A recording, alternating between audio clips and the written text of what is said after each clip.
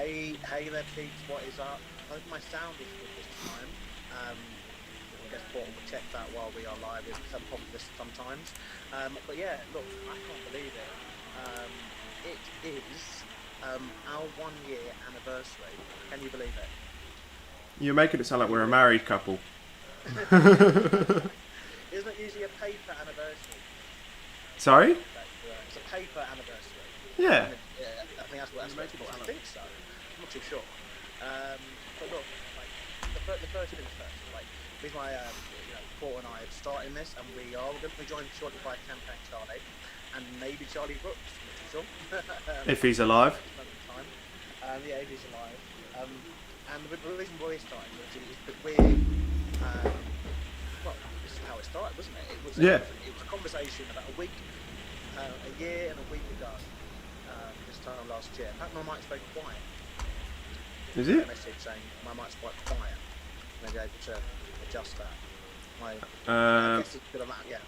Unless you can turn it up. No, not very easily. Okay. I will just speak louder. Yeah, that works. I'll just speak louder. But yeah, 1 year and 1 week ago, pretty much, we was like, let's do a podcast. Why not? It began and it was such a brilliant thing to do because obviously over here we've gone through so many different stages of lockdowns, haven't we? Yeah. 12 months, and there's been times where we haven't been able to meet up, and we've done so much throughout this entire year. It feels almost like it's been more than 1 year, to me anyway. Yeah, it certainly feels like it. It's just a bit bizarre that we've just essentially skipped an entire year. Yeah. But look, we're here for entertainment reasons, and obviously we started the podcast, just us two, and our first episode, the first recording of that first episode, is going to drop on YouTube. And just to warn people, it is very long, and some of the comments, some of the stuff's already been. It is obviously a recording of an episode that's already existed. Our first episode, which, by the way, guys, thank you for getting that to over 100 views. I really appreciate it. But our first kind of take of that, I felt, we recorded it, and I didn't have a timer. We kind of just winged, didn't we? First recording, kind of just winged it. Winged it is a push. It's about an hour and a half long. Yeah. So we made like a movie basically out of our first episode. That should actually be going up in the next hour. Yes, that'll be obviously once this live stream finished. You can go and watch that and laugh, and there'll be some sound bites, we're sure. Because I was recording my own personal podcast before we started this one. Yeah. And about 2 weeks before you, 2 weeks before you suggested it, I'd actually just given up with my podcast because it was just me talking. And as you can imagine, talking to yourself after a while, you go a bit monotone. Yeah. But that's why I like doing it with. Am I not the most animated person ever? Yeah, no, so I gave up with that one, and then we ended up doing this one. So I'd only used that software to record our podcast a handful of times. So I was still learning. Well, yeah, we started obviously with audio only, wasn't it? At first, the first series, and for the first few months or whatever. And then we upgraded to video, and obviously the Zoom stuff and doing live stuff. Yeah. And then we added Gorilla Press, which obviously has changed several times. And then that's when we obviously added in Champagne Charlie, who's been great for the channel. Yeah. Hosted Listed, which is kind of a show we put up every now and again. We are willing to do a bit more of it. But look, guys, this episode, or this kind of thought really is all about the past year. And so we'd like to hear your thoughts based on wrestling, that is. Not obviously the elephant in the room, which obviously we know is the pandemic, it is ongoing. That has been obviously the main talking point. But we'll love to hear your points about what you felt about wrestling in the past 12 months and what we're looking forward to in the next 12 months.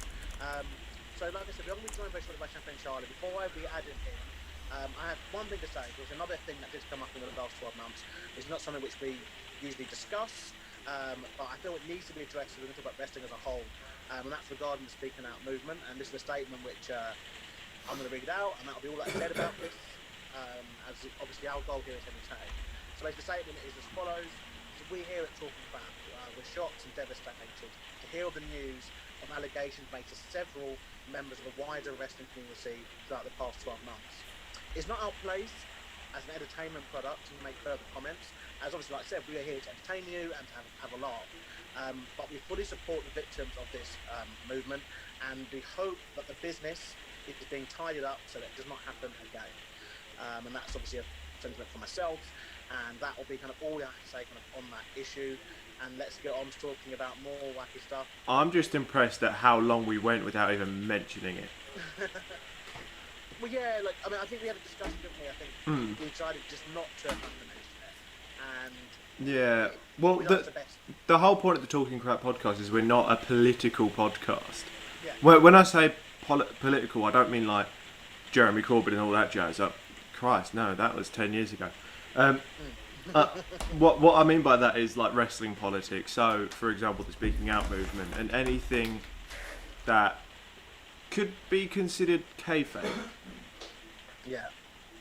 Unless we're talking about shoot interviews, in which case we are talking about kayfabe. But yeah, I think that's the main reason we don't really mention stuff like that. Yeah, like for me, it's the case like, is it fun to talk about? Like, if it is, then great. If it's not, then like it's probably not something I really want to discuss. So, you know, it's one of those. But look, we're gonna add in Champagne Charlie, and do we have Charlie booked yet? Is he alive? I don't know. Let me have a look. It would have come up on the screen if he had, but we've got Champagne Charlie. We've got Champagne Charlie here too for that. Should we bring him in? Books, if you're out there, then please. As we're looking forward to stuff. We get started straight away with Champagne Charlie. Obviously, we're currently live, so you're going to see just how long it takes for us to get a guest on the podcast. So Champagne Charlie will be joining in in a second. He is the co-host of the Gorilla Press edition with me. And here he is. There we are. Here he is. So, yeah. Well, let's get started with our first topic of discussion then. So we're going to start with something which obviously very prevalent over the past 12 months. And that is, of course, cinematic matches. And both the major two promotions, being WWE and AEW, obviously, featured a number of these throughout the year. And it's safe to say they've been a bit divisive. So let's start with good first. We're positive, you know, it's a positive day. What's been your favourite cinematic match from either promotion? Before we do that, can I just point out that Champagne Charlie just got a Tony Schiavone Sting introduction in the comments. JvDB literally shouted Champagne Charlie in all caps with the E extended. I'm going to pin that one. Please do. Yeah, no, like I said in the comment section, we are reading all your comments live. Yeah. So, like, just keep commenting. Yeah. Keep rolling. But, you mentioned, Sting and Darby Allin. That was one of my favourites. Because it's Sting. Come on, you know what I mean? I believe you mispronounced that. It's Sting! There we go. There we are, yeah. There we are. But listen, because I think most of us here on Talking Crap are Sting fans, aren't we? So, yeah. I mean, there was that, but there was also another, people seem to forget this, there was another, cinematic match in AEW as well, and that was the Elite Deletion with Matt Hardy versus Sammy Guevara. Yes. Yeah. Isn't there a reason why we're forgetting that one? Oh, no. Well, the match was what it was. It was decent, but I felt it would have been the perfect vehicle for Sammy Guevara to get the win, but sadly that did not happen. But it was still quite entertaining, and we got some blasts for pass. We got to see, I think, the Hurricane at one point, and Gangrel. I mean, that was fun.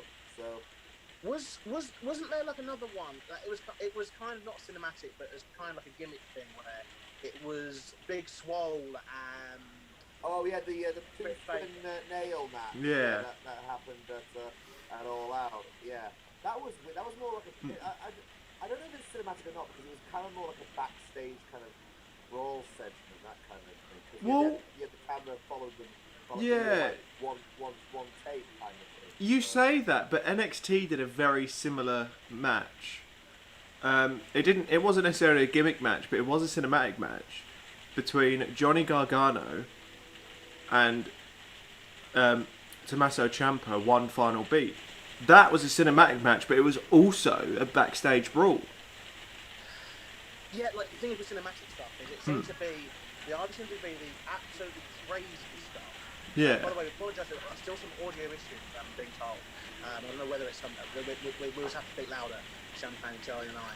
But yeah, I remember there being basically there's the ones that are like one final beat, which are kind of matches that kind of just have cinematic elements to them.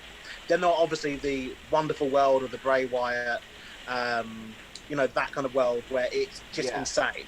And you get swamp fights and obviously the main ones. And houses rocking chairs and houses being set on fire. So yeah. Oh, was it Firefly Funhouse? Where do we sit with that? That was a cinematic match, but I think was a cinematic match. But like I said, I just never understood it. It was crazy, wasn't it? It's one of those matches where you kind of have to look at it again to kind of know what's going on. But no one else would have fit that better than John Cena. I personally think.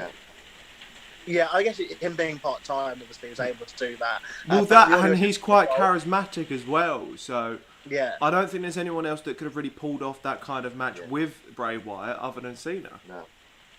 And then there's, because we just recently did WrestleMania, but then there was the whole, because we're talking about wrestling throughout the entire, of course. Pandemic, aren't we? That kind of pretty thing. Much, yeah. There was the Boneyard match, last year's WrestleMania with the Undertaker as well. For me, that was probably the best one, I'd say. Yeah. Out of it's my favourite match to be fair of last year. And it was a good way it was a good Undertaker send off, I think, as well. That kind of thing. Yeah, so it was him riding into the night on his bike afterwards, that kind of thing. Yeah, no, it was really well done, and obviously it was the main event of night 1 of WrestleMania last year. That's obviously something we've had 2 years now in a row, but 2-night WrestleManias. We're not going to talk too much WrestleManias. Obviously, we've covered that in enough detail. Yeah. Check out our WrestleMania 3-part specials, as well as our WrestleMania 36 1 year on videos. We discussed all. Check out all our WrestleMania content from earlier. We had lots of content on that. But one thing, the first major one though from last year was Money in the Bank. So obviously we followed WrestleMania, and then obviously we were still deep in the pandemic, worldwide. By this point, by the time we got into April, May time, everything was getting cancelled. Yeah. Not just in wrestling, but in the broader world of entertainment. Movies stopped production. Exactly. Theatre stopped. Everything kind of stopped, didn't it? No new albums were coming out, etc. But Money in the Bank was the first kind of pay-per-view. And they gave us, let's say, the weirdest Money in the Bank matches I think we've ever going to see. So, I mean, this seems mad to tell it now, but it took place on the roof of Titan Towers, and it was really bonkers, because both matches happened simultaneously, which was really odd. Which led to some quite interesting moments, I'd say. Yeah, and some interesting cameos as well. Brother Love. Yeah. Brother Love. Clearly via Zoom. Clearly wasn't there in person. Yeah, of course. On her iPhone. But but obviously we were back last year. Obviously, the women's winner was obviously Asuka, and the male winner was Otis. But both of them had very different journeys with the briefcase. Obviously, Asuka was the first briefcase that got opened, and then she did not receive the contract. And then it was revealed that it was actually the championship itself due to Becky Lynch's pregnancy. Indeed, and we're talking the pregnancy. You've said nice way down there. Obviously, this year we've seen 3. Just seen after 3 now main pregnancies now on the main WWE kind of spectrum. Those were being Becky Lynch, the first one announced way back in April last year, followed by Lacey Evans, and just like last week, Ronda Rousey, announcing that obviously she's pregnant too. But let's start with Becky Lynch then, because she was the first, and it was quite a touching moment I felt on Raw when she. I felt it was. It was, yeah. When she had to kind of relinquish championship. But do you find it weird that she wrestled at WrestleMania with the company knowing she was pregnant? I mean, because even watching the match back now, you kind of get the feeling that maybe she shouldn't have done that. I mean, you say maybe she shouldn't have done that, but she's got a healthy baby, so... Or maybe she didn't tell him. or maybe she didn't know, because there's an example of this happening. Do you know Sweet Soraya here in the UK? Yeah. The Nights. Well, she was pregnant in the early stages with her daughter Paige. Yeah, I was going to say, for those of you that don't know, I was going to say, for those of you that don't know, that's Paige's mum. Yeah. So I've seen the interview and stuff like that. So yeah, it can happen. Sometimes you could, you don't, if you're working constantly, like say, because wrestling is an everyday game. You know what I mean? In the big leagues it is anyway. That kind of thing. It's an everyday game, and so sometimes you may not notice if you're. I'm sorry to say this, if you're late, that kind of thing. So. Yeah, I guess so. I think there's many reports coming out that they did know that she was pregnant, hence why they changed stuff in the match around it, because Becky didn't actually take any bumps in the entire match.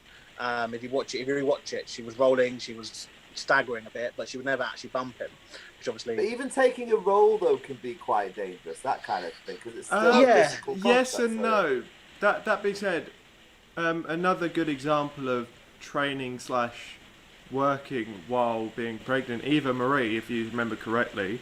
Yeah. Trying to remember which Gracie she's married to, but she's married to one of the Gracie brothers who run Gracie Jiu-Jitsu. She was training Jiu-Jitsu while very, very heavily pregnant, but they managed to tailor it around that so that she could still train without really going anywhere near the stomach. Yeah, I guess it's difficult because, again, without us being doctors here, we can't necessarily say what or women. No, absolutely not. See me here in a white coat and a stethoscope. Yeah. Champagne Charlie, eh? But yeah, guys, we'd like to, please give us your comments and your thoughts on the things that we're talking about. Basically, talking about anything from the Parker 12 months, basically, from May on. Going to say, with you saying, like, imagine that, me dressed as a doctor. Aren't you glad you didn't see this at the surgery? Hey, guys, it's me. Right, so, Lucas, you mentioned in comments, JvDB, I've been waiting to read this one out, but he commented again. Oh my! This was a JR comment this time. Oh my God! Sorry, Gord. It's Champagne Charlie. He has arrived. All in capitals again. You're gonna make Champagne Charlie very happy, JvDB. I'm telling you now, if we don't get an example from every AEW commentator, I'm not going to be happy. So you've got to do Excalibur next, isn't he? Okay, Suicida! But yeah.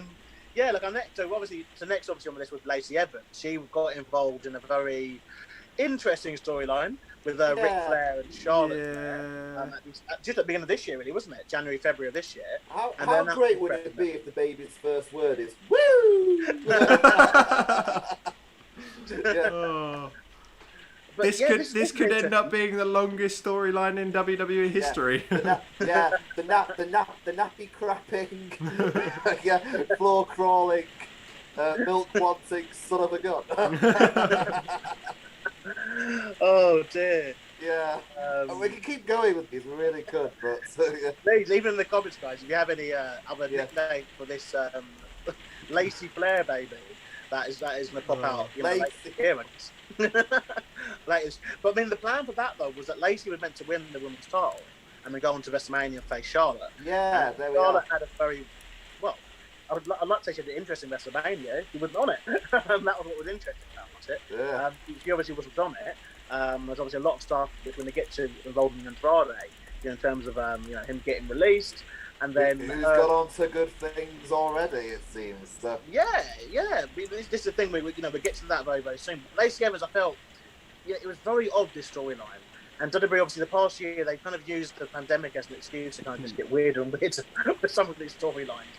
But that was definitely, for me, it was definitely the weirdest, I felt.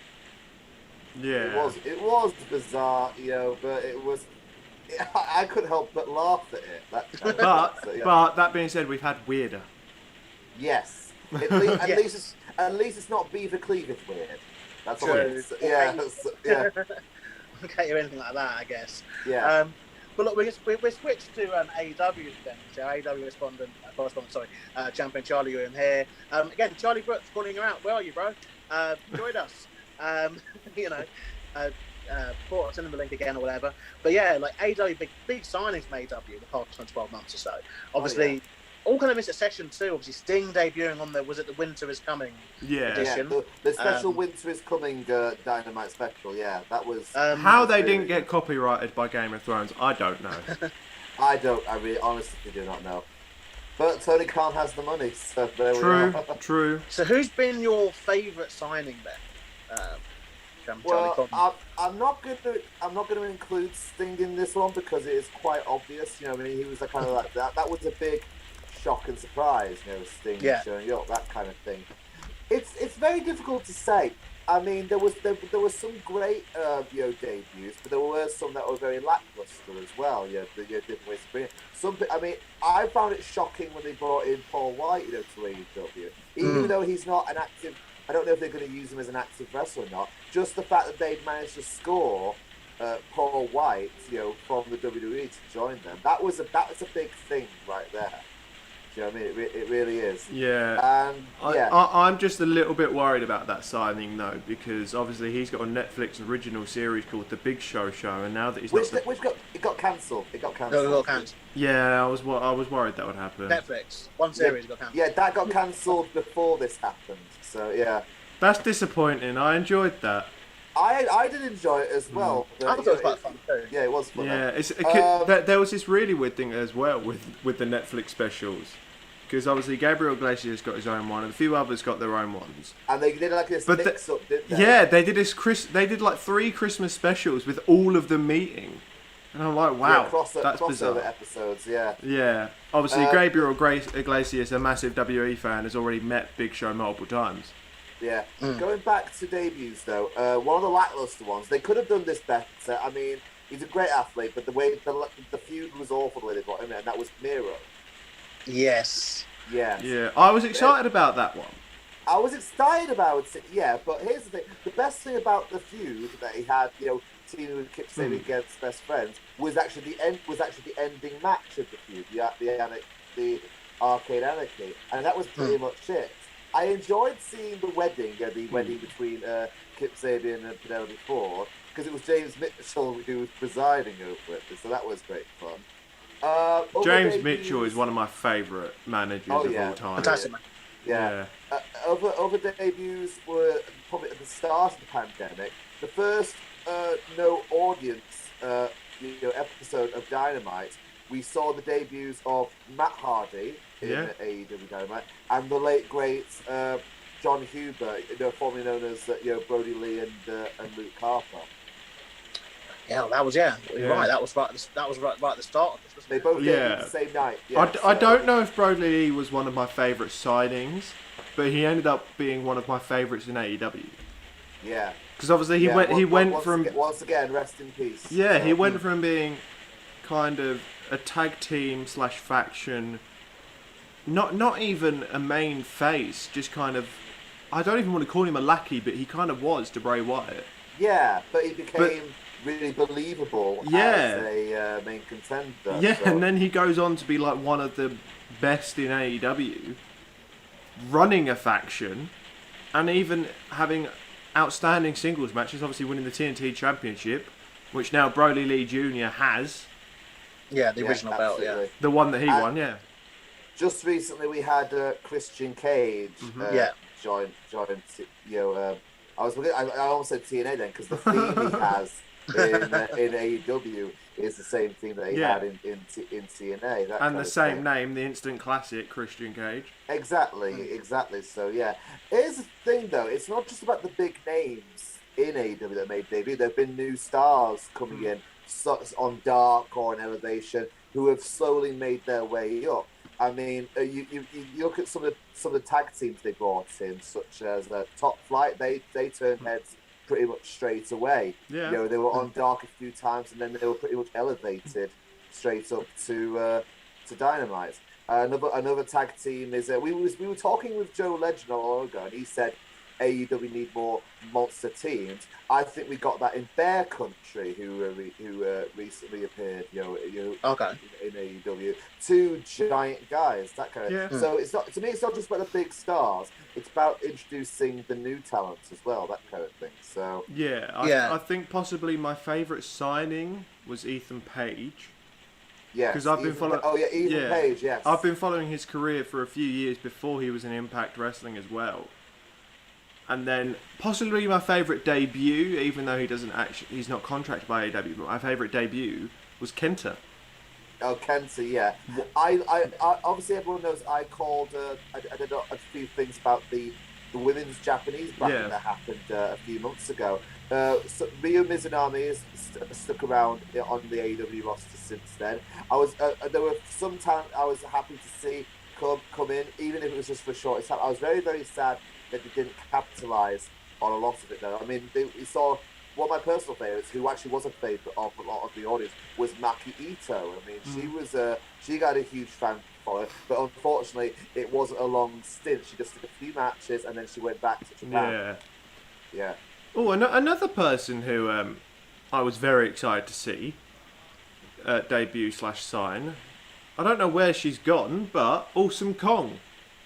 Awesome Kong. This is what interests me. She took time off to go film Series 4 of Glow, but then Glow got cancelled. The fourth series got cancelled, so I have no idea why she's not yet come back. Yeah. Isn't it? I mean, did they win that Nightmare faction, which was awful? And the Nightmare Contingent, was it something like that? It was the Nightmare Family at first. But then it was like then Brandy Rhodes had her own one, didn't she? That's the one we're talking about. Yeah. That's what we're talking about. Yeah, it was like a weird version of the Addams Family. Yeah, she was cutting his Collective. hair off. That's it. Collective. Yeah. Collective, yeah. It didn't work, and then that got cut. And I kind of feel for her because, in a weird way, like Awesome Kong hasn't done anything of like note, but now it's got to be getting on over 5 years now. Yeah. Because I think obviously when she was signed to WWE, she didn't do anything, and then she got pregnant, and then she kind of didn't end up doing anything for a long time after that either. Nah. So it's been a very bonkers year. Yeah, I do. On Glow, she's hilarious. I do feel really bad for Awesome Kong because she is like a legend in the TNA Impact Wrestling Knockouts division, being in the first Knockouts title match with Gail Kim. What irritated me was when she first appeared in AEW, they teased this, but it never happened. They teased because there was a stare down between the two of them. Awesome Kong versus Aja Kong, from Japan. Yeah. And that would have, it's like a clash of two behemoths. That would have been an amazing match. Yeah, but it never happened. JvDB has made 2 comments. Okay. So he said at first he's only watched AEW once, so he doesn't know anyone other than JR, which is fair enough. His second comment, I gave him the task of doing one more commentator, and he has come up with this: Champagne Charlie. He don't want no water. He don't want no bread. All he wants is meat. And I'm sure you can guess the next word: sucker. But on a serious, huh? Did he do a spinneroonie after that? Yeah, JvDB, you need to email us a video of you doing a spinneroonie, otherwise that comment is now irrelevant. But on a serious note, he's actually said something that kind of piques my interest, and that's that he's really praying that, in his opinion, this part, the greatest of all time, Bo Dallas, signs for AEW soon. He said, I will actually watch it then. Such a huge talent that was totally wasted by WWE after NXT. You do realise, though, he won't be under the name Bo Dallas, though, if he goes over to AEW. No, obviously not. But seeing him in AEW wouldn't be such a bad thing. It wouldn't be such a bad thing, no. I don't know if they'd bump... I mean, it depends on how they'd use him, that kind of thing. Like I said, we'll see what happens. And it won't be the first time that another company picks up. I hate to say the scraps, but picks up. I feel like Bo Dallas, after NXT, he was so underrated. Yeah, I love Bo Dallas. Anyone that didn't watch NXT isn't going to realise how good he was. Hilarious. Hilarious. Yeah. JvDB reckons his name will be Tank Rotunda. He's a beast. Well, look, but when I talk about Dallas there, and obviously AEW going there, let's obviously talk about what sadly happened both last year and this year, when we had the Black Wednesday, Black Thursday releases in WWE, and obviously some of them obviously are still pending. The spring clean, yeah. So. Yeah, obviously. So last year we lost a lot of talent. This list does not include people who were furloughed, as a lot of the producers and a lot of the backstage staff. Were furloughed because obviously not doing live events. But this is the list of talent data that was released last April. So Kurt Angle, Drake Maverick, who obviously got his job back. Yeah, he got his job back, Zack Ryder, Kurt Hawkins, Gallows and Anderson, Heath Slater, Eric Young, No Way Jose, Rowan, Sarah Logan, Mike Chioda, Maria and Mike Kanellis, EC3, Aiden English, Leo Rush, and Primo and Epico. Well, here's the thing. Most of them have landed on their feet, haven't they, and gone back to previous companies. Well, Leo Rush almost didn't. Almost did, yeah. But let's go through this. Kurt Angle is pretty much, I think, set for life. I think he's running his own business now as well. He got offered a role back with the company. He turned it down, saying that he was doing a vitamin or supplement business. Like health. Stuff like that. So, like I said, I think Kurt Angle's set for life with all these done in the years. So there we are.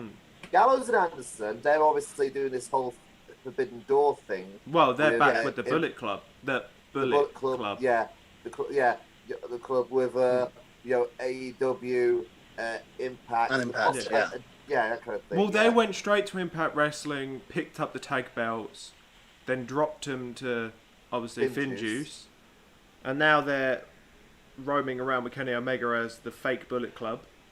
Yeah. Apparently, Kurt Angle is now a milkman.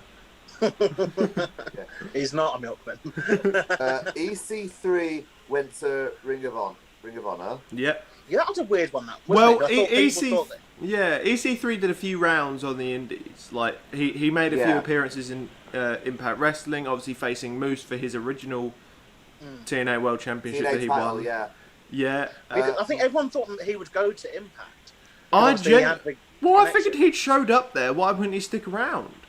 Yeah, but that was odd because he wasn't the only one to do it though. Because Zack Ryder, he didn't sign for a company for a long time. Yeah, because he went to AEW, but he was only he only had a couple of appearances. Yeah, and now obviously he's signed. And it's Matt Cardona now. So they're actually both in Impact now, aren't they? They're both on Impact. They had a match at Rebellion recently. Yeah, Heath Slater, he went to Impact as well, didn't he? Yeah, he's currently on the injured list. He's on the injured list.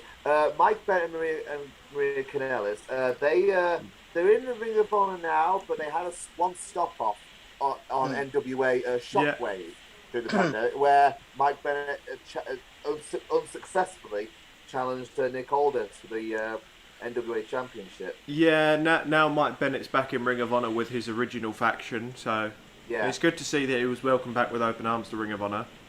Absolutely. Sarah Logan, we missed her out of the pregnancy list. Yes, her and her husband now have a beautiful baby together. Yeah, so this is where I think she gets well, because two things happened last year actually that really made me dislike the wrestling fan base even more than I sometimes do.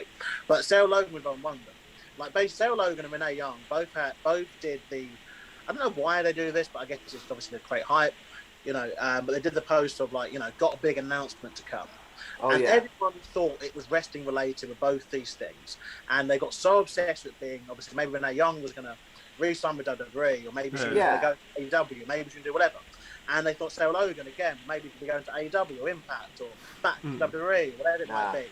And then when they obviously announced their respective things, which were Renee Young was doing the cookbook, and that Sarah Logan was obviously expecting a baby, the fan base turned on them. It's just like, just because the big news isn't big to you, like it is to that person. Renee Young, she worked in the cookbook, she said for 3, 4, 5 years, and finally got a chance to release it. Just because it's not her signing for WWE or joining Moxley or whatever it might be, it doesn't mean to say that it's not big. It's important to her. The great news is also, you mentioned pregnancy, Renee Young as well. Yeah. Yeah, sorry, yeah. Yeah, bloody hell. And can I say something? I love watching her podcast, by the way, on YouTube. Oral sessions with Renee Paquette. It's great stuff. It really is. Well, the thing is, I think a lot of them are realising that if they just don't sign for any company, They kind of don't have any of those kind of, biases or things to have to kind of care about when they're speaking. Which is obviously how Jim Cornette gets away with it, because he's not signed to anyone, so he can. Cornette. We're going to have to talk about Cornette at some point. It's coming. Yeah. I'm a big fan of it. It's coming. It's coming. Yeah. It's away with it because he's not signed by WWE. He's not signed by AEW, so he's not got a boss to report back to and to be annoyed. I can I say something? The Twitter spat between him and Miro, Kip Sabian, and Penelope Ford was my personal favourite this year. That was. Yeah, he's had quite a few this year, isn't he? He's had quite a few. Well, here's the thing: he's not the only one who's had Twitter spats. I tell you who else who had Twitter spats this year with a few people. We've mentioned this in a few of our videos. I know you've Britt Baker, had multiple Twitter spats. I think my best one is. I think my favourite one was when she got owned by a London Blaze. London Blaze, yeah. Ryan Dewton had a handful of Twitter spats as well. But not forgetting it was the main one being Soldier Boy. Oh. I'll have to mention that. Can someone slap him? Can someone please slap him? Yes, I know, like Randy Orton, he obviously made comments with Randy Orton. I just think you are just daft if you go after a wrestler in general, but to go after Randy Orton, a wrestling legend. It's like you're asking for a whooping. So yeah, like possibly the most reliable WWE employee you'll ever meet. Yeah, it was insane. But yeah, obviously, I think Primo and Epico, they went back on this. They went back to Puerto Rico. Aiden English, what happened to him? I almost fell off the map. Kind of. Rush retired, didn't he? Yeah. He retired. I think he had like a last match, didn't he, Leo Rush? And Mike Chioda did do AEW. He stopped off in AEW to referee one match. It was Chris Jericho brought him in specially to referee the match between Chris Jericho and Orange Cassidy. Yeah, that was it. Yeah, but obviously he's yet to kind of appear.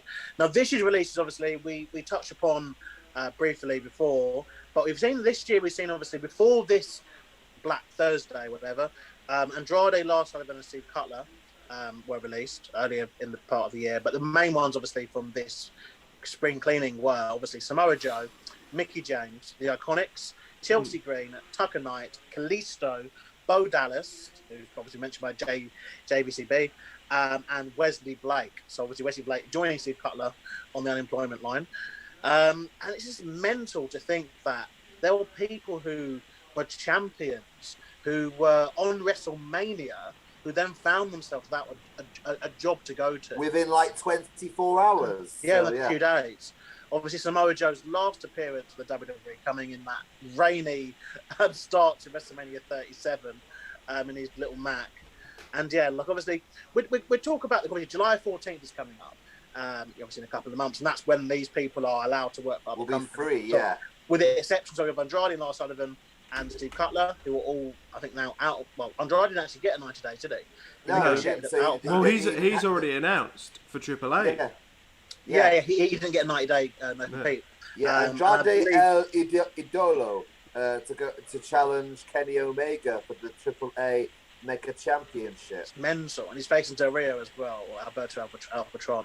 Yeah. Who I don't want to talk about in the channel for now, but yeah, one of those, we don't know what he's going to do next and everything. But yeah, it looks like Andrade, the future is bright. It makes sense for me. It makes sense for him to go to Mexico because English in the nice plus way isn't his best kind of quality.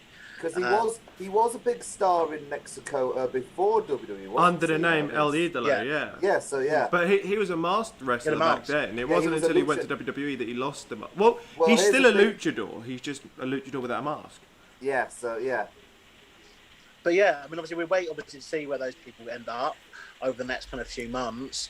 But yeah, we mentioned him earlier, so I mentioned him again. So it's a big one now. But so obviously back to the Undertaker. So obviously I put here retirement question mark for the Undertaker because to me it doesn't seem finished yet. Like in terms of, I guess the Hall of Fame's kind of the bookmark, like the bookend of where it used to be. But obviously last year we had a few things. We had obviously the Last Ride documentary series, which is a great series obviously on the WWE Network, which obviously featured the first real seeing really of Mark Calloway the Man. Yeah. Not as the Undertaker. We saw him obviously with his family, with his wife. And on Broken Skull Sessions interviews as Yeah. well. So, yeah. And then we also saw, obviously, the Boneyard match from Touched on Rock, and then we also saw the Survivor Series. And I think they dropped the ball with that one. That was so weird. It wasn't what I was expecting. No, it was just odd because they gave everyone entrances and then they played a video and they all are gone. And then Vincent Mann was in the ring, and then Vincent Mann, I don't know, he's had some work done, I think. Don't sue me for libel. He looks a bit different. He looks a bit different from what I'm used to. But yeah, then the Undertaker did like a 5-minute kind of promo, and then that was it. And it just really annoyed people, I think, this segment, which makes you think that when fans come back, I did quite like the hologram though of Paul Bearer. Yeah, I think that was the best bit about it. But I genuinely think they could have done so much better for that. Like, yeah, same. Undertaker, they didn't need all of those people in the ring, really, did they? Nah, if you ever keep them there, so maybe come out and then just like stand around with the Godwins and all the other hillbillies they brought back. Yeah. Maybe. Here's how I would have booked the Undertaker for retirement. Vince McMahon announces him, obviously. He walks down to the ring, steps in the ring, picks up the microphone, does his little promo, finishes his promo, and before he's about to walk out, Kane's music plays, fire goes everywhere, Kane walks down to the ring and just stands there. And as he's standing there, Paul Bearer appears next to him. That is how I would have booked it. Subtle, sweet, and just dead on the ball. Yeah. I would have waited for fans to come back, like to do a proper retirement thing. Yeah. Personally, but I guess obviously. But here's the thing, though. I think it's good though that he's retired because if you look at the last few years, the last few Undertaker matches, actual. I'm not talking about Boneyard match here. I'm talking about actual matches. You could tell, he wasn't up to it. I mean, you look at, like God forbid the little Goldberg. We can't use that as an example because I've said this before. Like people like Undertaker and Goldberg, they cannot wrestle each other anymore. They need to wrestle a younger talent that can help them along. Yeah. And another one being when the dream match of the Brothers of Destruction versus DX. That wasn't that bad. It was a dream match. It was a dream match 10 years ago. Yeah. But Sadly, that was garbage. It was too long, and Kane's mask falling off. Fell off. Yeah. So it just fell off. That was just the. Yeah, that was the icing on that crap sandwich, basically. But I think definitely the Undertaker. Because obviously they changed. The belief is that they changed it to Boneyard because obviously of the no fan situation, and they look for different locations. And it would be very interesting because I think obviously in AJ, Undertaker saw Shawn Michaels, and obviously AJ a phenomenal, performer in the ring, as we have to be aware. Pun intended. Watching. Phenomenal. Here's the thing, though. That match has inspired memes ever since, hasn't it? You know what I mean? With the Undertaker standing behind AJ, that kind of thing. Yeah, and his glove, that was the kind of iconic moment for me. Glove sticking up dirt. But yeah, I think it's the right decision, but I think they should maybe do something with when the fans obviously come back. Of course, I feel that he deserves that. Even if it's just like, say, an example would be, you remember like a few years ago, I think it was the Raw. I think it was over the 1000th show, the 20th anniversary. It was one of those things. Kane was being beat down in the ring. I'm not saying it's going to be Kane because obviously Kane's like the man now. Someone who's like of like a dark presence, like a character. So is being beaten down, and Undertaker comes out, clears the ring, that kind of thing. Gets that one last moment in front of the fans. I feel he needs something. He deserves something. He was a 30-year employee for the company. He's obviously Hall of Fame. The leader of the locker room for all those years, that kind of thing. So, and I imagine that he will headline Hall of Fame next year when WrestleMania in Texas. Yeah. And I would even be down for him being the sole inductee that year. I think he's such a. And they're running out of people, and we're touched. Hall of Fame's not actually on my list, but we're touched upon that because I felt this year they did it awfully, in my opinion. And I feel so sorry for anyone who had to get inducted this year. because the editing. I felt sorry for Molly Holly because apparently they cut a lot of her time for her speech, that kind of thing. So it wasn't just her though. Even the Bellas got told they had like 15 minutes, and they got told they had like 5. It wasn't just that. It was the fake reactions. It was I hate.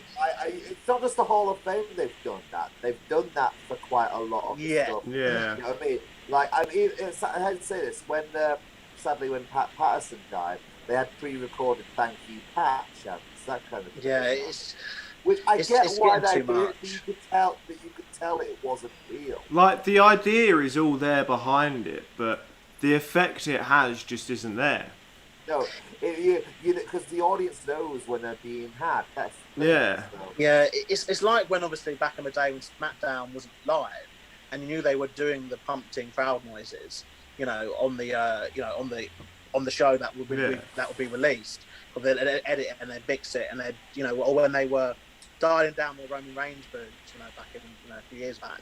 But yeah, like obviously you mentioned it, so look, then we move on to the Thunderdome. Then the Thunderdome's been so WWE. So obviously, you know, we compare the two companies now in terms of approach. So AEW is quite simple. They had no fans, and then they decided to go to Daily's place. They had a few fans. That's basically been their story up until this point. WWE did things a bit mixed match. So at first we had a few months basically of no one, and I mean no one. And the weirdest example of this was a special episode of Raw for 316 Day. So obviously celebrating Stone Cold Steve Austin. And obviously he is one of the most kind of charismatic, fan appreciative superstars that's ever kind of, you know, stepped in front of the WWE ring. He is, to some, you know, he is the face of the company, you know, for, you know, 30 years, whatever. But seeing him come out to nobody and having to do a weird segment, we had to stun Byron Saxton, in front of nobody, was just the weirdest thing, the most pandemic thing I've ever seen. Yeah, because a stunner without a reaction is just nothing. There was just nothing, and then they started introducing some of the performance center trainees into things, didn't they? When they had behind the plate glass, that kind of thing. Well, there wasn't the glass at first, was there? There was no glass, and then they added the glass, and then Kevin Owens was the person who got them to wear face masks. Yeah. He was the person who said that they should be wearing masks. And to be fair, Vince has now changed his mind, because we mentioned Steve Putt, by the way. He was someone who did get released because he broke what the company what the company felt and what the state regulation was for obviously the pandemic rules in Florida. He attended the New Year's Eve party. Yes, I remember that. And Vince McMahon took the decision to obviously release him from his contract, you know, because of that. But at first they were playing it a bit like it didn't exist. The thing is, for me, it kind of worked though, in a way, because obviously all we got over here for a long time was the pandemic. You know, that was on the news. It was all your shows were, you know, cancelled anyways. You couldn't watch your shows. It was everywhere. So it was nice for me to kind of have this kind of release. But then obviously, once obviously it got brought into WWE and the crowd and stuff, you kind of had to start recognising it. And they had a massive outreach case, didn't they, around SummerSlam? It was horrendous. It was because something that got cancelled because of that was Raw Underground, which again was another weird thing they did last year. Which I didn't dislike. I didn't dislike it either. You know what I mean? But I think it was just the wrong time to do it. I don't think it should have been Raw Underground. I think it should have just been Underground. It should have been just like a separate little thing, that kind of thing. Yeah. And I don't think it should have been on TV. I think it should have been just like a network exclusive, that kind of thing. You know that could have worked, to be fair. Yeah, because when years ago, back when they first brought, back in 2006 when they brought back ECW, that wasn't really supposed to be a television thing. Shane McMahon had an idea to be just a digital kind of following thing, which would have worked, for this, I think.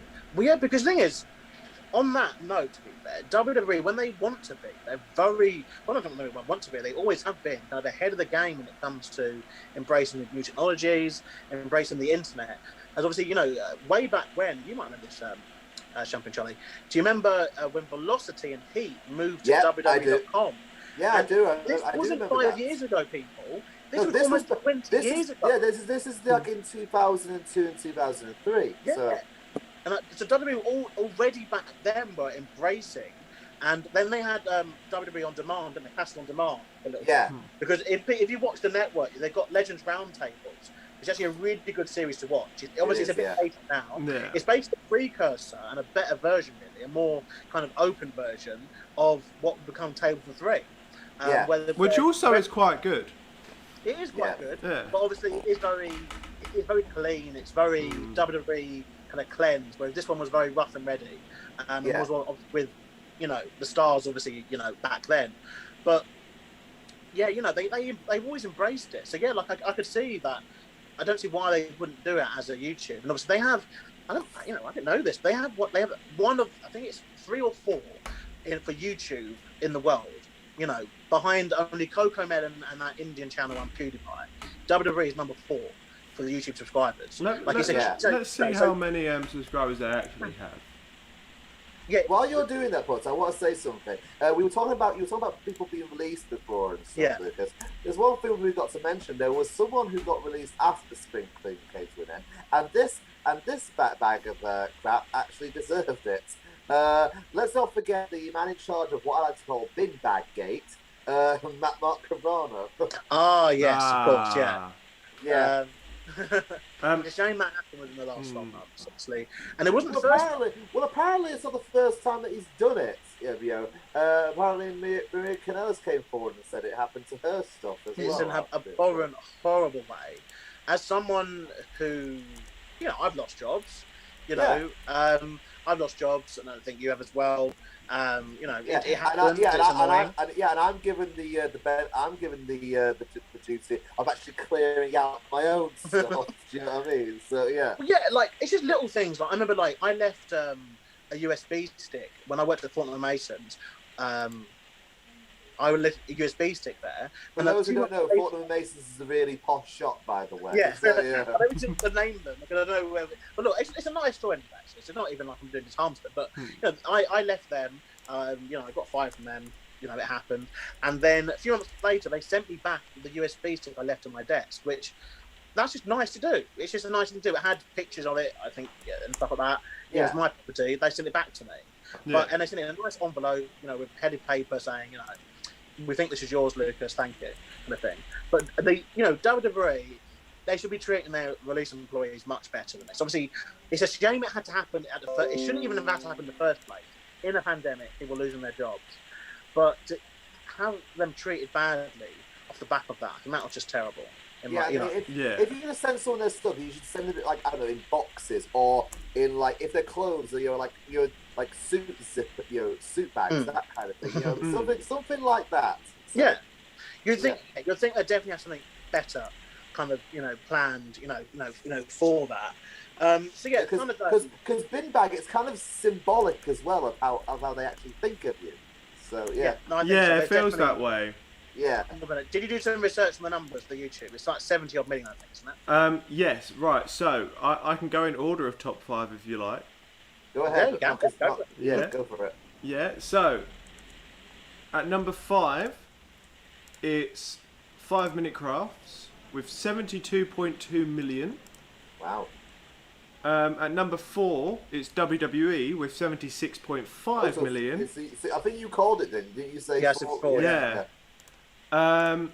Then at number 3, it's Set India.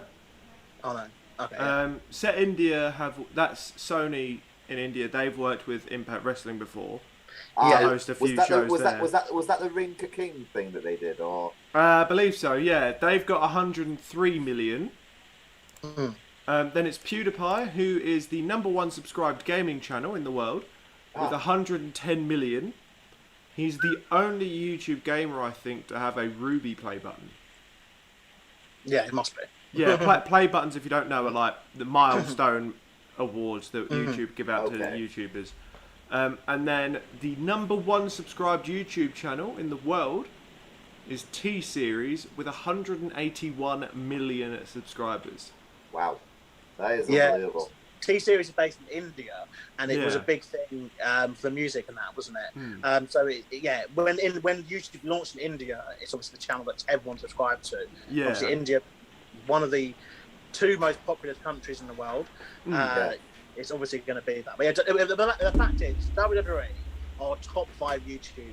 Yeah, there we are. Yeah. You know, my point of basically, they could have a series on YouTube that could do very, very well. The amount of money they can make from it as well. Jesus. Yeah. Yeah. You know, they could do very, very well on it. So, Thunderdome, like, obviously, it's something we're used to now. Like, this is another thing as well. When we started this, obviously, we at the beginning of the episode, we mentioned obviously about when Port and I started it, and it was audio only, then moved to video. But the past year, obviously, has been a lot of this, hasn't it? Like, this is setup here, people on Zoom, and you know, then stuff like the Thunderdome was used for, obviously, over here we have the Got Talent series, Britain's Got Talent. It was used for that, the wall like that. So it's become Zoom's like been making millions. And it just interviews on television as well, things like on daytime TV. You know, this like things like This Morning or anything else that's on like during the daytime. Yeah, and the Thunderdome, you know, like, you know, it's award winning. I have to say that. You know, I don't know what it won some sort of industry award. I can't remember what. But you know, the Thunderdome, I think it did improve the shows a bit because at least they got the arena back and they got it had that kind of more grand atmosphere. They got the pyros back. Rather than being at the performance centre, which doesn't exist anymore anyway. Yeah, that had a name change. That had a full renovation. Yeah, that had a full renovation. Now the Capital Wrestling Centre. Oh.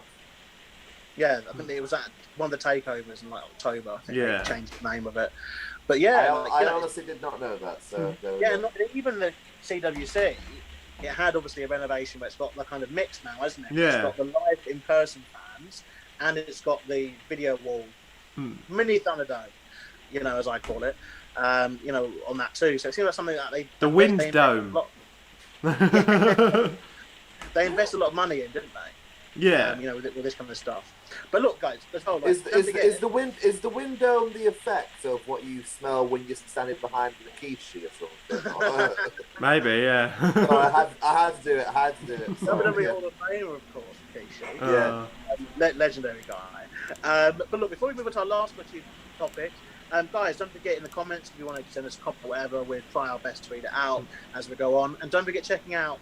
We've got a full year of content now. We discussed so many different topics, from modern day tag teams to the Attitude Era tag teams to women's wrestling, to Chris Jericho, the Undertaker, much more. And we've had so many different shows. I mean, like I said, we got there's the main podcast itself, Talking Crap. We've got the Gorilla Press. We've got Listed. You know, it's and we're still coming up with new things all the time. Yeah, backlog as well. Backlogs, Johnny Brooks, you let us down. We're annoyed.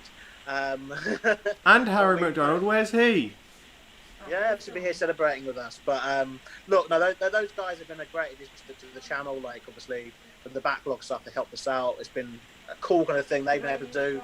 Wanted to do a different kind of take on it, and so that's why we brought them in. They are great guys, and if they are watching this, feel free to get in the link and get on. We're going to be on for another 15 minutes or so you know we can discuss the last and the final points. So yeah, look, let's get on to talk about the women now. For the women, obviously we touched upon some of the stuff for the women. Obviously, Money in the Bank, that was very different. Becky Lynch and some of the pregnancies, but I think women's wrestling's been a bit up and down. I think you know when I was kind of going through it, I really want to say. Obviously, we are bookending it. Obviously, a really high moment where we had obviously Bianca Belair and Sasha Banks have an amazing match at WrestleMania as the main event of night one of WrestleMania. But then we've also had like some really bad stuff. Most of it involving Nia Jax. Almost all of it involving Nia Jax actually. Her recklessness with Kairi Sane back in the summer last year. To the infamous Our Maya Hall. so yeah. Just the laziness of the booking team and the writers of splitting up the Iconics and then releasing them when there was that made no frigging sense whatsoever. It really no actual women's tag teams. So you had the Riot Squad and you had the Iconics. That was it for women's tag teams. Yeah. Well, you had Sasha and Bayley, but.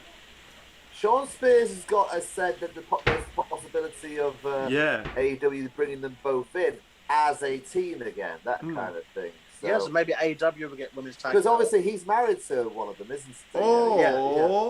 Or maybe they'll send them over to Impact Wrestling and ponce off another one of their titles, the bastards. Yeah, that actually makes perfect sense, really. You know what I mean? Because I would have the Iconics in a tag team, no matter where they go.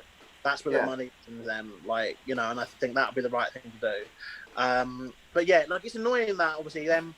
A good thing has been the NXT side of the women's things. I think they've done it really well. And one of my favourite in-ring match last year was the triple threat match of NXT Takeover in Your House. Charlotte Flair, Rhea Ripley, and Io Shirai. Like, seeing Io Shirai moonsault off the top of the In Your House set, that was phenomenal. Titantron, yeah. You know, and it was a main event, wasn't it? It was a main event of that takeover, and I think they really over-delivered all 3 women. They really pushed the boundaries, and obviously, you know, Rhea Ripley now obviously on the main roster, and now the Raw Women's Champion. But I still think that was a really great moment she had with that, and obviously introducing the NXT Women's Tag Belts, and that was a good thing to do following the Dusty Cup. Let's not talk about the debut of those titles, though. Yeah, they dropped the ball on that. Like, they made something really special, then ruined it instantly. Yeah, no, I think so too. However, they fixed Raquel Gonzalez. Yeah. But Dakota Kai is still kind of reeling from that. Floundering kind of thing, though. Yeah, the thing is, like, Dakota Kai, she is so underrated. I agree. Yeah, she's had some outstanding matches, but she deserves the NXT Women's Championship. Raquel Gonzalez deserved it as well, and she earned that in her match with Io Shirai at NXT Takeover. Stand and Deliver. You can't talk about women's wrestling with NXT though without mentioning the other side of things as well. You know what I mean? Women's wrestling at AEW. They've really been putting that forward in this past year. I mean, last year they had their they had the YouTube special, women's tag team tournaments, that kind of thing, which was won by Diamante and Eva Lise. Sadly, Eva Lise no longer with the company due to some issues there, apparently regarding Thunder Rosa. Politics. We can't talk about that. Well, I'm not going to. I'm just saying that kind of thing. You know what I mean? But they've got one hell of a roster there. A hell of a champion in Hikaru Shida, who's been champion now for nearly a year. Yeah, that being said, I think I love Hikaru Shida, but I think she needs to drop the title and let someone else have a go with it. Well, here's the thing, Double or Nothing is coming up, so I think it'll probably happen there. We'll probably do an episode on that coming soon, so watch this space. And then let's not forget some of the matches that happened. We had the first ever women's unsanctioned match that happened a couple of months ago between Thunder Rosa and Dr. Britt Baker, which kind of looked like a scene from Carrie. And another big thing, Jazz came out of retirement and then retired again in Impact Wrestling. Yes. For the return of the Impact Wrestling Knockouts Tag Team Championships. Exactly, yeah. Yeah, which I think that'll be the best bet AEW would have with that is to have those belts defend on AEW. They're going to bring in more women. Because AEW, the problem they've got is they like WWE, they've just got so many wrestlers now. Oh, yeah.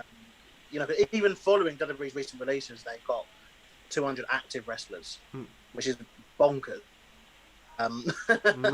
Which is bonkers. But I think over the years, I think this part of the years. Hang on, before we move on, we can't talk about women's wrestling and not mention Impact Wrestling. Oh yes. Like we wasn't moving on. We're not finished with it yet. Oh, it sounded like you were about to segue on to something else. Yeah, with Impact Wrestling, they've got some really great women's wrestling. Yeah, and they have had for years. I think they have treated women the best consistently. The recent return of Taylor Wilde as well. Yeah. Impact Wrestling. Yes. She returned last week. Like a decade 10 years, absent. something, yeah. Absence. So decade of retirement. Well, to NXT. And she looks phenomenal as well. Yeah. So. But the main one, the elephant in the room really when it comes to Impact though, is Tessa Blanchard. So Tessa Blanchard was obviously, at the start of the pandemic, she was the Impact World Champion. Not that I didn't start or miss say there. She was the men's the world heavyweight champion. And then she had a lot of issues during the pandemic. Rumours of apparently backstage bullying. Like I said, the rumours. Yeah. I'm not saying Lots of rumours she backstage was, bullying. Apparently, she held them up for money for wanting the belt back. Yeah, they held the title for ransom. Yeah, something like that. But look, there's a lot of speculation about it. But my main kind of point on her, though, is she didn't really make much of an impact because there was, pardon the pun, following this release, because there was a lot of speculation that she was going to go to WWE and that she was going to feud with Bayley. And now there's rumours about her and her husband joining the AEW brand, which kind of makes sense, seeing how her daddy's there. Now, I heard something about that. Yeah. Do you remember when Chris Jericho mentioned during the year that the Inner Circle are always recruiting new members, whether that be male or female? Oh yeah, I've heard this rumor as well. Yeah, Tessa Blanchard potentially joining the Inner Circle. That would be something I'd be up for. Yeah. Because imagine as they're feuding with the Pinnacle and just Tessa Blanchard turns up during the Blood and Guts match and I don't know, kicks her dad in the nuts or something. Yeah. Imagine. What a shocker that would be. Because here's the thing with Tessa Blanchard, this is actually true. That she's always been stuck between. She kind of has two father figures. It's actually true. Well, no, she literally has two fathers. Yeah, her father is Tully Blanchard. Her stepfather is Magnum TA. Yeah. You know what I mean? Yeah, I'm pretty sure she named one of her finishes after Magnum. Yeah, she's got like this thing where she does a code breaker from the second rope. I believe that's called the Magnum. Yeah. So, okay. Yeah. Okay, fair play. But yeah, I think overall, I think Tessa, I just hope that she does wrestle women going forwards, though. I think absolutely. Wrestling the men. Yeah, like I feel like no, not we're being sexist here. We're not being sexist. No. It's just so yeah. Here's the thing, though. I know there was a lot of people, wrestling traditionalists in particular, who were angered by it, that kind of thing. I personally wasn't angered by it, but here's my take on it. I was fine with it. But I feel like if a woman challenges for a men's title, does that not then taint the women's division? Because it's like, is the women's championship not equal to the men's championship now? Like, kind of, yeah. WWE have just been saying that the women's championship is main event caliber, therefore it is equal to the men's championships. And NXT don't have a world championship. They have the NXT men's championship and the NXT women's championship, which are both considered world championships. So the women's one's not considered world championship NXT.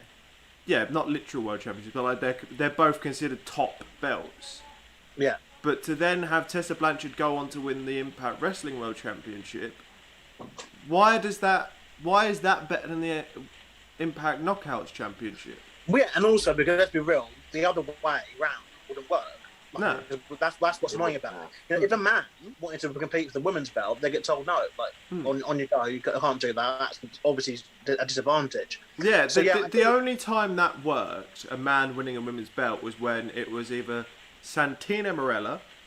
That was controversial, wasn't it? Yeah, I think the issue with that one was it was the main belt. So it was like, it was Miss WrestleMania. It was Miss WrestleMania, yeah. and it was bloody awful. It really was. Yeah, but one thing that did work was ODB and Eric Young in TNA for the Knockouts Tag Team Championships. That I think worked because Eric Young was meant to be this kind of deluded nutcase, whereas now he's just a full-on psychopath. But back then he was a little bit special. Yeah. So obviously he married ODB and then they won the Knockouts tag titles. Yeah, I just think it devalues it. But this is probably for a main episode of the discussion. But I think definitely, women's wrestling in the last 12 months though. You know, I want to say it's been on a positive though still. I think with them just really main eventing WrestleMania, obviously all the stuff that's going on with Britt Baker and AEW and that main eventing, I think they have somewhat fixed it. But just get those tag belts onto a new tag team away from Nia Jax and Shayna Baszler in the WWE, please. No disrespect to Shayna Baszler, just all Nia Jax. Oh, I love Shayna Baszler. It's all Nia Jax's fault. This. Get them on someone new. And give Nia Jax a match with Rhea Ripley for the Women's Championship. How amazing would that be? That'd be good. But yeah, there's a lot here because I mean, something which obviously on the women, to be fair, I think I'm going to spoil this right now, actually. Our first topic for season 4, when it finally debuts, is going to be about women's wrestling. Yes. And it's going to be about, basically now, obviously, based off Mick Foley's latest tweet of him saying that they should have a women's show. And the discussion of possibly, and obviously them adding NXT women's tag belts. I'm kind of thinking they should do the show. And so, yeah, I'm breaking it here. Our first episode, season 4, when it just premiere, is going to be based on the future of women's wrestling. I think it's such a hot topic right now. And I'm so happy that women are finally, getting those equal opportunities. And hopefully this year, once fans come back, maybe we might see, a women's show or women's pay-per-view or a women's mid-card title. And for that show we're talking about, the women's wrestling, we might have a good guest lined up for that one. But like I said, keep it under wraps. I'm actually messaging someone about that now. You have to keep following us for that. But look, the last kind of thing to kind of, talk about really is, coming up then. So there's some good things coming up now. It seems like we are obviously, hopefully getting at the end, done with this pandemic. And obviously WWE are already discussing having fans back next month, as in June. And AEW are mentioning about upping fans over the coming weeks. And they're talking about potentially touring. From July, I think. They've said at one point they want to tour over here in the UK. I will sell one of my kidneys to get a ticket for that. You know what I mean? So yeah. I think we need to see more pay-per-views in the UK. Absolutely. Yeah, I must because it's very rare that it happens. I mean, everyone remembers for those who won't. Very few people remember when SummerSlam 1992 at Wembley Stadium. The WWE won't show this because the capital carnage that happened that day. The reason why they won't show it is because there was a wardrobe. I'm not going to say malfunction. Wardrobe disaster with the Jacqueline in that one. So yeah. New Japan Royal Quest.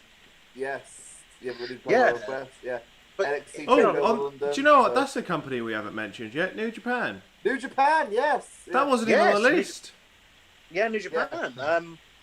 Kota Ibushi unified the 2 belts. But then recently lost. On that note, New Japan crowned their first ever British World Heavyweight Champion in someone that used to train at DKW, but he won't admit that, Will Ospreay. Yes. Yeah. I mean, do you not find that insane that he used to train at DKW and now he's a world champion? There's now 2 British world champions over in America who are Japan and America. Japan and America. So you know what I mean? Yeah. British world champions, international world champions who are DKW alumni. Yeah, there are 3 DKW alumni. No. Did Thomas Latimer train at DKW at one point? No. I have met him, He's though, British, so it counts. He's British, though. Yeah. I've met him as well, so... It's been a great year for the Brits, though. Obviously, the main person... The British are coming! The British are coming! The main Brit doing well for himself at the moment is Drew McIntyre. WWE champion for pretty much almost a year. Yeah, pretty much the champion of the pandemic for WWE, right? So yeah. It's really odd to think he hasn't held that championship up in front of fans. I know. And he's obviously a 2-time WWE champion now. Yeah. And he's never had that moment of raising that belt up in front of fans. But hopefully in the future, Mr. McIntyre will do that, as I'm sure you're going to be in the company, hopefully for many years to come. But yeah, some great moments. In Japan, obviously, we admit it, it was just obviously, you had a weird pandemic where it's obviously we offered a lot of time, wasn't it, in Japan? Japan in particular, they were one of the first countries to, face restrictions and cancellations of stuff, and they were one of the last countries to kind of start coming back doing stuff. But yeah, it was good that obviously Wrestle Kingdom took place this year still, wasn't it? And that up until recently they were able to do shows, but that's now paused again because of the ongoing situation over there. And all we have to say is obviously wish everyone well over there.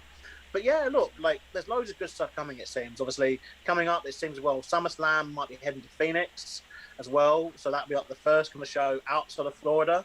Believe it or not, wrestling exists only in Florida. Obviously, we're Brits, obviously.